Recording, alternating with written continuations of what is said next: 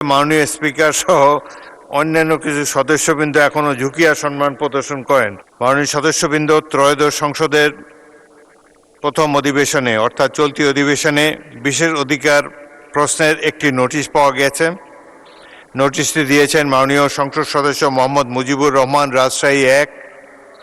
তিনি তার নোটিশে উল্লেখ করেছেন, কার্যপ্রণালী বিধির 267 বিধিতে সংসদ সদস্যদের পালনীয় বিধিতে বলা হয়েছে সভাপতির প্রতি সম্মান প্রদর্শন করিবেন।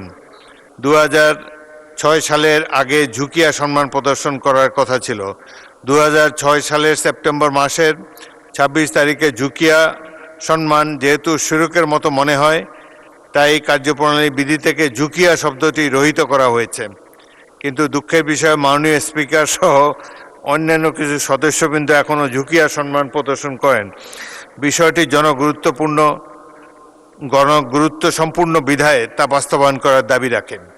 আমার উত্তর হলো, মাননীয় সদস্যের নোটিশটি তার বিশেষ অধিকার প্রশ্নের সাথে কিভাবে জড়িত তা বোধগম্য নয়। অধিকন্তু নোটিশে তিনি বা তার সংসদের অধিকার ক্ষুণ্ণের প্রশ্নটি স্পষ্ট করেননি। তাকে কার্যপ্রণালী বিধি বহির্ভূত এই কার্য করতে কেউ বাধাও দিচ্ছে না। এমত অবস্থায় কার্যপ্রণালী বিধির 165(2) অনুযায়ী মাননীয় সদস্যের নোটিশটি বিশেষ অধিকার ক্ষুণ্ণের প্রশ্ন হিসাবে গ্রহণ করা গেল না বলে দুঃখিত।